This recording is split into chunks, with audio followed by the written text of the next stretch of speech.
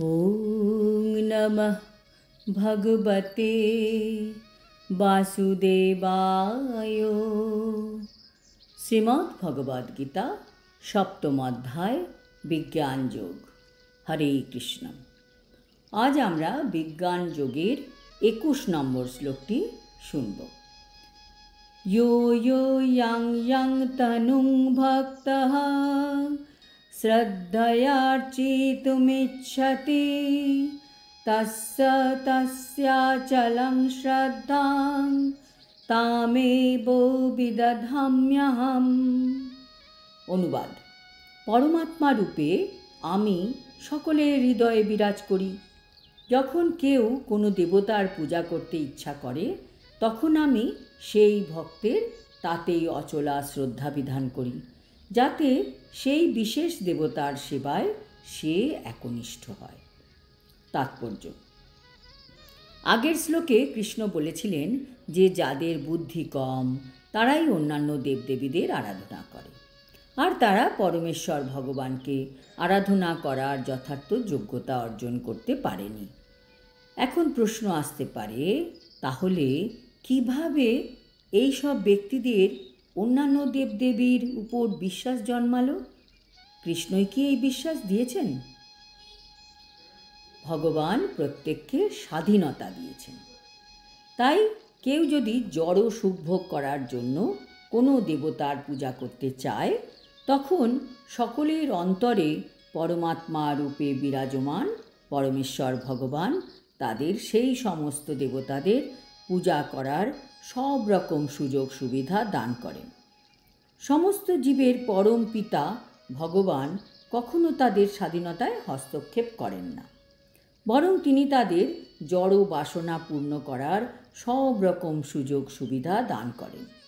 কেউ হয়তো প্রশ্ন করতে পারে, সর্বশক্তিমান ভগবান কেন জীবেদের জড়জগৎকে ভোগ করার সুযোগ প্রদান করে এই মায়ার কবলে পতিত হতে দেন?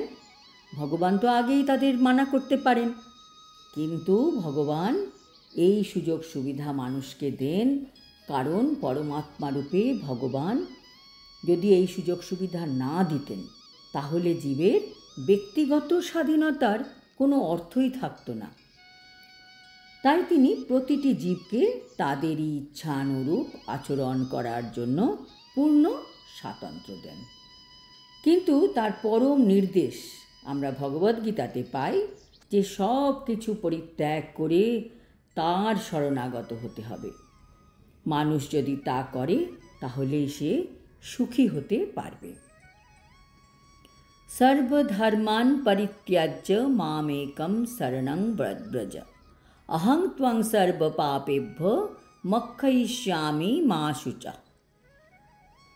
জীবাত্মা ও দেবতা উভয়েই পরমেশ্বর ভগবানের ইচ্ছার অধীন। তাই জীব নিজের ইচ্ছায় দেবদেবীর পূজা করতে পারে না, এবং দেবদেবীরাও ভগবানের ইচ্ছা ব্যতীত বরদান করতে পারেন না। তাহলে দেখা যাচ্ছে ভগবানের ইচ্ছায় মানুষ দেবদেবীর আরাধনা করে, আর দেবদেবীও ভগবানের ইচ্ছায় তাদের মনোবাসনা পূর্ণ করে থাকেন। যেমন বলা হয়ে থাকে যে পরমেশ্বর ভগবানের ইচ্ছা ব্যতীত একটি তৃণও নড়ে না। সাধারণত সংসারে বিপদগ্রস্ত মানুষেরা বৈদিক নির্দেশ অনুসারে দেবের ও দেব উপাসনা করে থাকে। বিশেষ কোনো বিষয়ের বাসনা করে একজন মানুষ বিশেষ কোনো দেবতার উপাসনা করে। যেমন রোগ নিরাময়ের জন্য কোনো রোগী সূর্য উপাসনা করে, বিদ্যার্থী বাগদেবী সরস্বতীর পূজা করে, সুন্দরী স্ত্রী লাভ করার জন্য কোনো ব্যক্তি শিবপত্নী উমার পূজা করে। এইভাবে বৈদিক শাস্ত্রে বিভিন্ন দেবতাদের বিভিন্নভাবে পূজা করার বিধান দেওয়া হয়েছে। আর যেহেতু বিশেষ কোনো জীব কোনো বিশেষ জাগতিক সুযোগ সুবিধা উপভোগ করার অভিলাষী হয়, তাই ভগবান তাদের অন্তরে সেই অভিলাষ পূর্ণ করার ব্যগ্রতা প্রদান করে বিশেষ বিশেষ দেবদেবীদের উপাসনা করতে অনুপ্রাণিত করেন, এবং তার ফলে তারা সেই সমস্ত দেবদেবীদের কাছ থেকে বর লাভ করতে সমর্থ হন। প্রত্যেকটি জীব তাদের পূর্ব কর্মফল অনুযায়ী কর্ম করে। যে তমগুণের দ্বারা বশীভূত সে তমগুণ অনুযায়ী কর্ম করবে, যে রজগুণ দ্বারা বশীভূত তার কর্ম সেই অনুযায়ী হবে। বিশেষ কোনো দেবদেবীর প্রতি জীবের যে অনুরাগ জন্মায় তা ভগবানেরই দ্বারা নির্দিষ্ট হয়। দেবদেবীরা জীবকে তাদের প্রতি অনুরক্ত করতে পারেন না। জীবের অন্তরে পরমাত্মা রূপে বিদ্যমান শ্রীকৃষ্ণই মানুষকে দেবোপাসনায় অনুপ্রাণিত করেন। এই শ্লোক থেকে এটাই বোঝা যাচ্ছে যে মানুষের মনের ইচ্ছা হওয়া উচিত ভগবানকে মন প্রাণ দিয়ে বিশ্বাস করে তার সেবা করা, যাতে মানুষ বৈকুণ্ঠে ফিরে যেতে পারে ভগবানের কাছে। যা সকলের সাথে হচ্ছে তা তার পূর্ব কর্মফল অনুযায়ী হচ্ছে। সমস্যা তো আসবে এবং তা চলেও যাবে, ভালো দিন আসবে আবার চলেও যাবে, কাজে তা নিয়ে চিন্তা করার কোনোই প্রয়োজন নেই।